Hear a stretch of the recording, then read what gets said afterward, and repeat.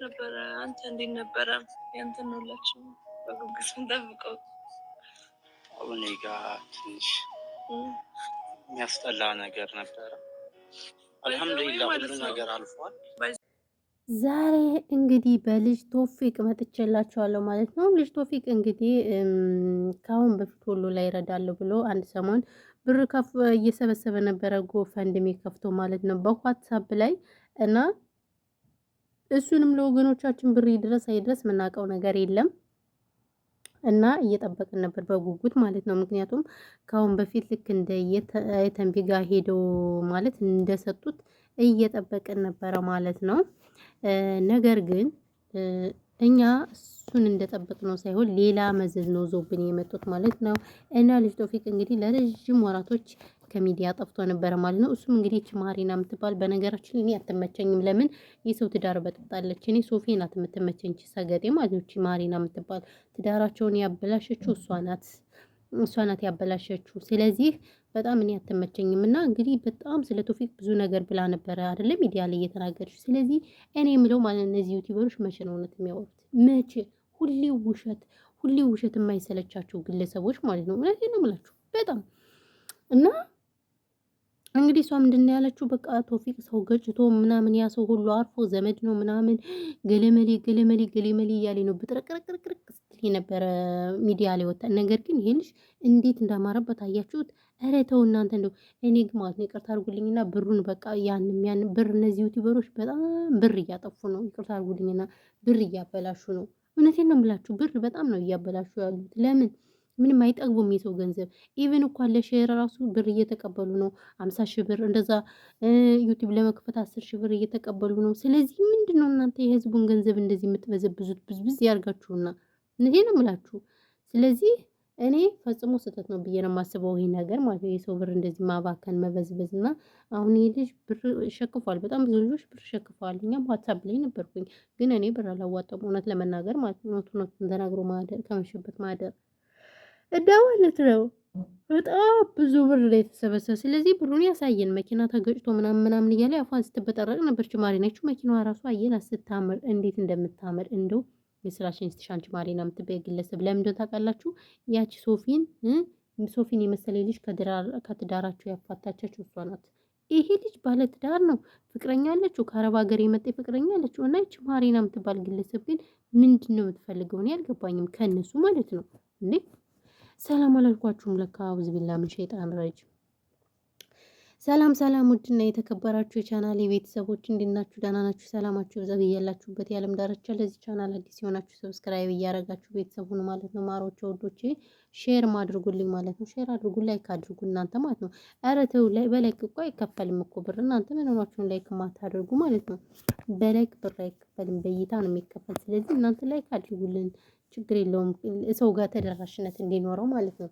እና እላችኋለሁ ያው ዛሬ የመጡበት እንግዲህ ስለ ቶፊቅ ነው። ከመግቢያ ላይ የታችሁታል። እና ቶፊቅ እንግዲህ ከአሁን በፊት ታውቃላችሁ ማለት ነው ማለት እንረዳለን ብርን አዋጡ ምናምን ነው ወደ ወሎ በድርቅ ነው በጦርነት ለተፈናቀሉ ወገኖቻችን ብር እረዳለሁ ምናምን ብሎ ዋትሳፕ ላይ ብር እየሸከፈ ነበረ።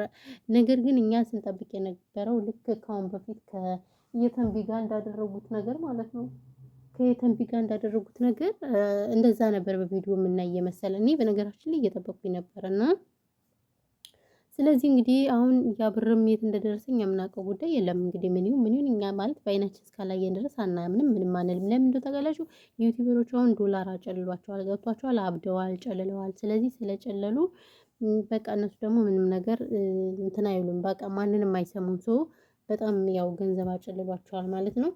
እና ምን ልላችሁ ፈልጌ ነው።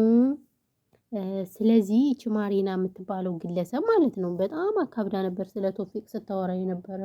መኪና ተገጭቶ ምናምን ነገር መኪናው ሁሉ በጣም እንትን ብሏል ምናምን ብላ ነበር ሚዲያ ላይ ስተሽቀብጥ የነበር አይደለ?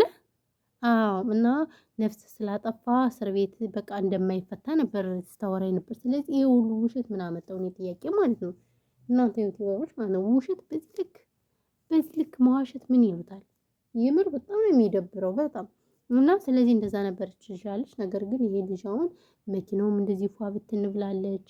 እሱም በቃ አምሮበት ኦ ማይ ጋድ ጀንተል ብሎ ነው የመጣ ማለት ነው። ጀንተል አምሮበት እንኳንስ ምንም የደረሰበት አይመስል። እኔ በነገራችን ላይ ማሪና የምትባለው ሴት አትመቸኝም። ለምንድ ታውቃላችሁ?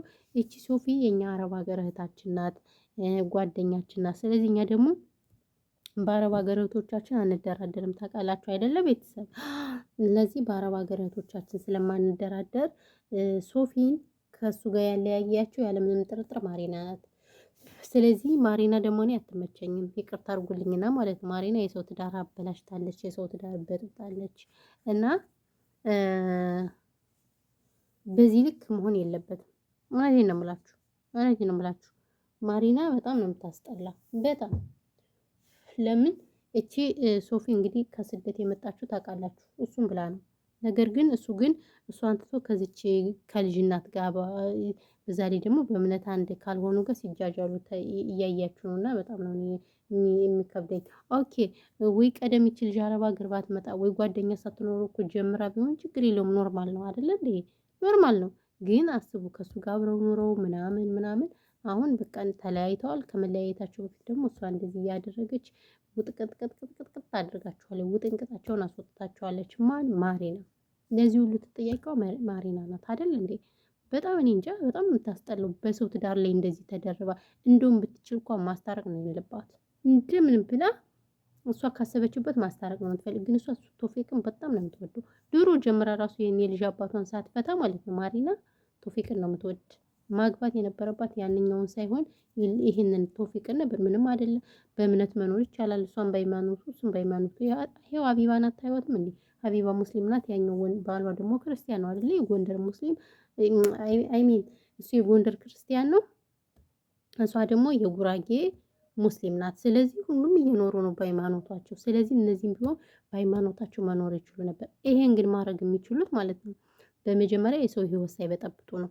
አሁን ግን እቺ ልጅ ከስደት አስመጥተዋታል ምናምን ከስደት አስመጥተው እሷን ካባረሩ በኋላ ሪሌሽን ቢጀምሩ ይሄ ማለት ሴት ሆኖ በሴት ላይ መጨከን ነው ብዬ የማስብ እንደኔ ማለት ነውና ይቺ ማሪና ያደረገችው ስራ ብዙም አትመቸኝም እና እኔ አልወዳትም ማሪና አልወዳትም። የእውነቴን ነው የምላችሁ። እኔ መወዳት እችን ነው የአረብ ሀገር እህታችን የመጣችውን። ስለዚህ ቶፊቅ ደግሞ ስትሰርተዋልና እኔ እንደምንም ብሎ ወይ የተንቢ ወይ ምናምን ብታስታርቃቸው በጣም ደስ ይለኛል። ስለዚህ ማሪና የምትባይ ግለሰብ ከነሱ ህይወት ብትወጭ እኔ በጣም ደስ ይለኛል።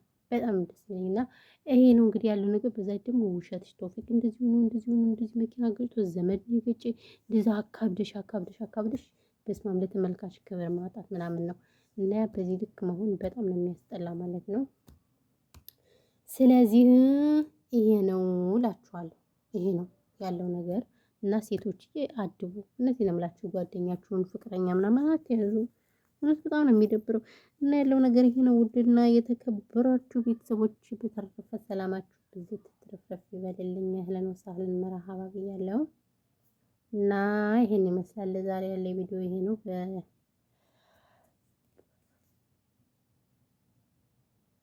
እኔ ቪዲዮ ስገባና ላይቭ ስገባ እንቅልፍ የሚመጣው ነገር ሆን ብሎ አሁንስ ላይቭ አልገባም። በቃ ቻናሌ ተመቷልና ሰላማችሁ